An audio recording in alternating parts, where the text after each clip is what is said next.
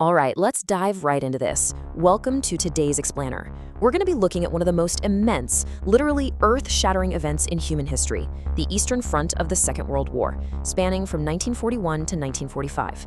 But we aren't going to look at this the way a textbook does. This isn't strictly a story of grand military strategy or some glorious victory. Instead, we're focusing on something way more fundamental. We are looking at stark, raw, human survival. Because behind all those neat lines drawn on the maps between Germany and the Red Army, there was a battlefield stretching across thousands of kilometers. And for the soldiers caught in the absolute middle of it, there was absolutely nowhere to hide. Millions fought, millions disappeared, but some survived. Just wrap your head around the sheer scale of that for a second. It's almost impossible to comprehend, isn't it? Survival out there didn't just come down to who was the strongest or the bravest. Actually, making it out alive came down to this gritty, unpredictable combination of experience, rigid discipline, sheer dumb luck, and knowing exactly when to move before a piece of the battlefield literally became your grave. Section 1. The Eastern Front opens. Let's look at how this massive invasion actually kicked off. So on June 22, 1941, Operation Barbarossa launches. With just this enormous, overwhelming force, German armies moved eastward so rapidly they were covering hundreds of miles in mere weeks. It was a blitz that led to catastrophic Soviet losses that summer. But, by late 1941, harsh reality set in. The distances were just unimaginable. What was supposed to be this quick, decisive campaign completely stalled out in the mud and the freezing roads, basically trapping both sides in a grinding war of attrition. Moving into Section 2, Winter and the Retreat. You have to look at the sheer contrast in the experience here. You start with this initial strategy, right? Advancing east with an enormous, unstoppable force.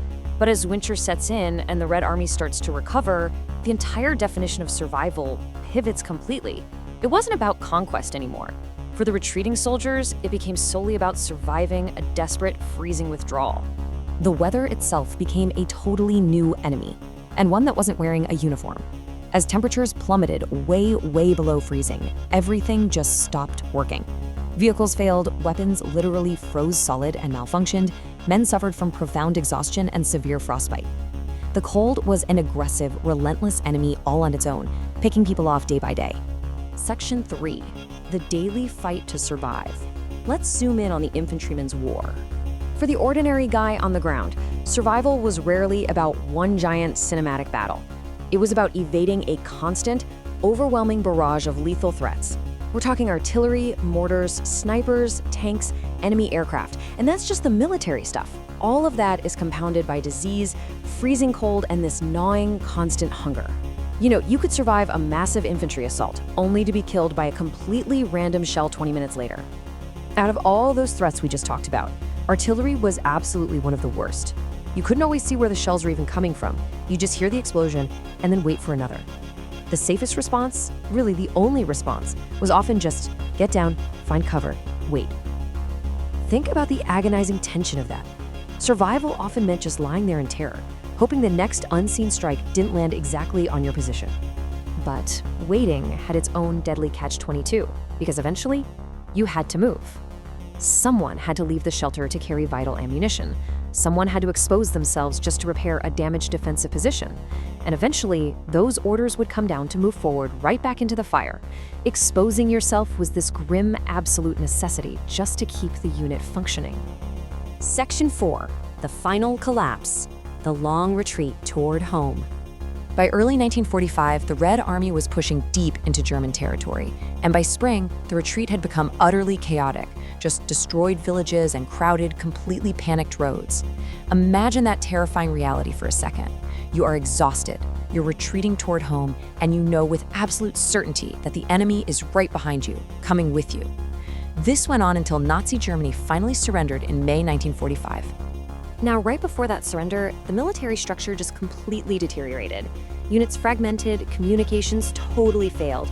The whole shebang just fell apart. But the human cost of that logistical collapse, it was devastating. Supplies were impossibly scarce. Tragically, wounded soldiers were often simply left behind. Survivors found themselves totally separated from their units, desperately fighting just to reach one more defensive line. At this late stage of the war, survival was absolutely no longer about winning. The focus became completely microscopic. One more day, one more night, one more kilometer. It was this exhausting, total hyper-focus on simply existing for the next 24 hours. Nothing else mattered. Finally, Section 5. What did survival mean? The lasting human legacy. I want to pose this question directly to you. What did survival actually mean here? Because when the war ends and the battlefield simply becomes a memory, it's the profound human element that remains.